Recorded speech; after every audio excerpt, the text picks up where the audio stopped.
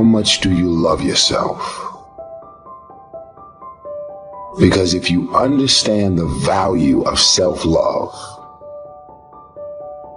you'll never be friends with those type of people. Most of the people out here are running around empty. They have no sense of self, no sense of self-love. When I say self-love, it has nothing to do with celebrity, money, materialistic things, and all of the things that your negative mind could probably go to. It has nothing to do with self-love. It has nothing to do with looks, nothing to do with cars and any of the superficial things that one would assume that could make you love yourself even more. It's a matter of knowing your value. It's a matter of you saying, I don't have to be around these people in these type of environments and situations in order for me to finally see the value in myself. I love me independent of you loving me. I believe in me. I know my self-worth. I am here and I have a purpose. There is no value in having wisdom, knowledge, insight, spirituality, love. Every day, I am a work in progress.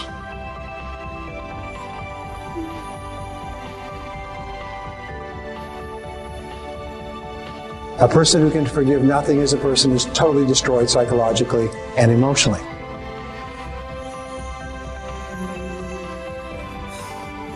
Forgive your parents. Forgive any relationship that you ever had that didn't work out. Forgive everyone else in your life that has ever hurt you in any way. Forgive yourself.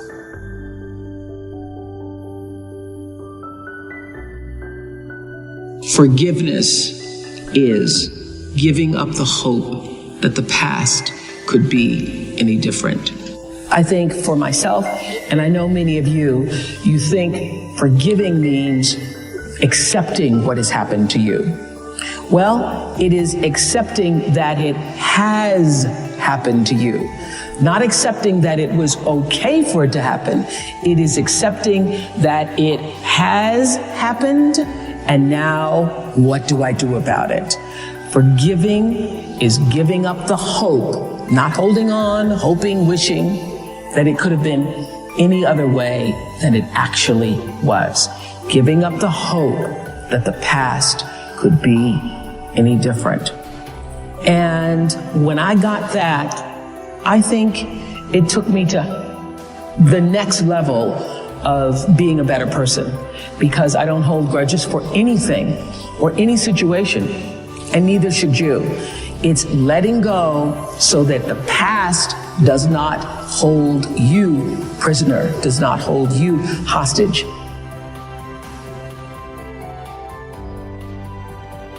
See, life is cyclic. You're not, whatever experience you're having right now, it has not come to stay. It has come to pass. Not to stay, just to pass. It's just going through. The biggest challenge is to know what's happening. This is a part of this thing we call life. This too shall pass. And maintaining perspective, putting it in perspective. You have to be willing to break from the past to have the future you so desperately desire. You have to have the courage to allow yourself to honor the past as it was, to forgive those who need to be forgiven, to forgive yourself, and to acknowledge that everything led you to this point now. Everything. Let it go and begin to focus on developing myself. And I say to you, you're going to have people to do things to you. Things are going to happen to you. And the most important thing to do is to harness your will and let it go and move so you can grow, so you can get on with your life.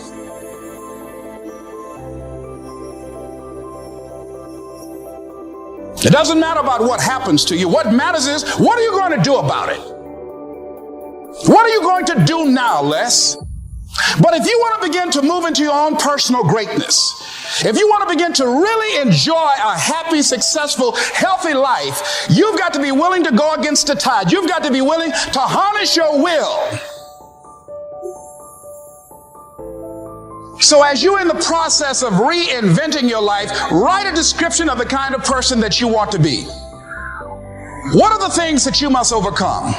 What qualities about your personality you know that you're going to have to change because those particular characteristics are liabilities to you? What are your assets? What are your strong points? Look at and evaluating yourself to make that determination. Other thing is that in order to get out of a rut, we need some coaching. Find some trusted critics. People that you know care about you and love you. There's some things that keeps us from growing and getting out of ruts. Number one, we identify with feedback. We take it personal when someone wants to give us some feedback on where we are falling short and tell us about our blind spots. We want to have everything being positive about us. We're not perfect. It hurts. I have a friend who's a trusted critic. I don't like him, but I love him. He doesn't tell me the things I want to hear. He tells me what I need to hear so I can grow. It hurts. It hurts when he put me on the hot seat. I can't stand it. But that's the only way that I can grow. And I'm glad that he loves me enough to risk our friendship to tell me what I need to hear, not what I want to hear.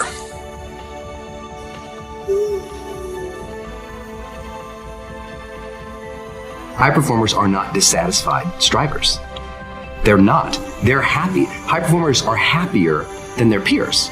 We all believe that to get the top, it's going to be lonely at the top, and we all believe you have to grind and kill yourself to get there. Yeah. And that's completely wrong, and the data proves it worldwide, which is, I think, just overcoming a lot of people's biases about how we work today, because right now, especially today, grind on social media is so popular. Or hustle. And by the way, none of the top 15% of high performers worldwide identify with those words.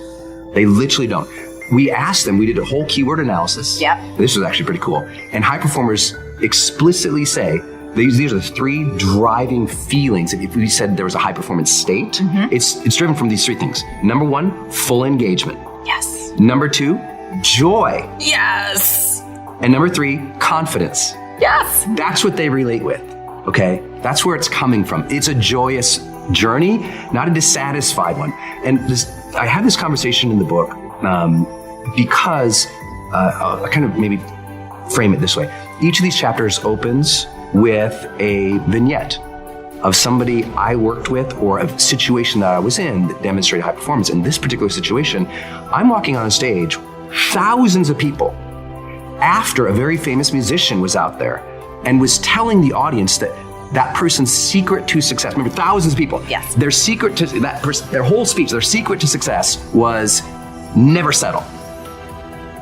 Never settle. Nothing is enough. Never settle. And never be satisfied. Never be satisfied. Always demand more. And I'm like, oh, my second slide, which was going to be on Jumbotrons in 80-point text, was strive satisfied. I'm like, oh, I'm going to have to dispel this for all these thousands of people. I was totally freaked out. Yeah. But what I had to explain to people was not only the data, but it's this. If you're never satisfied, I mean, is it true that life is precious? If it's true that life is precious and you could be gone tomorrow, do you really want to think, you know what, I just never felt fulfilled? I never allowed myself to have a moment of credit. I never allowed myself to have a moment of peace. I never allowed myself to look at that and say, good job.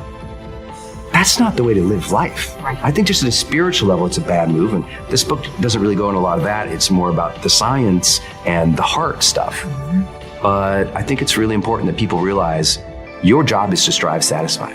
And if you strive satisfied more often, you will be more of a high performer. And if you never give yourself credit, you're always beating up on yourself, you're always thinking that's not perfect enough, then what's going to happen? Dissatisfied people burn out and they quit more often than satisfied strivers. So take joy in the moment, engage with what you're doing, allow credit and satisfaction and joy to come in. You can always be improving. Of course. But be improving joyfully. Yes. And if you're improving joyfully, then you're learning, you feel curious, you feel engaged, the joy is there, you'll get more confident because you're like, I'm gonna learn through this anyway, this is gonna be great. Because you know, this thing is all over social media right now, like, grind, work, whatever. And I'm like, it's popular, and I see why that happens, and I see why it's catchy. It's just not scientifically valid.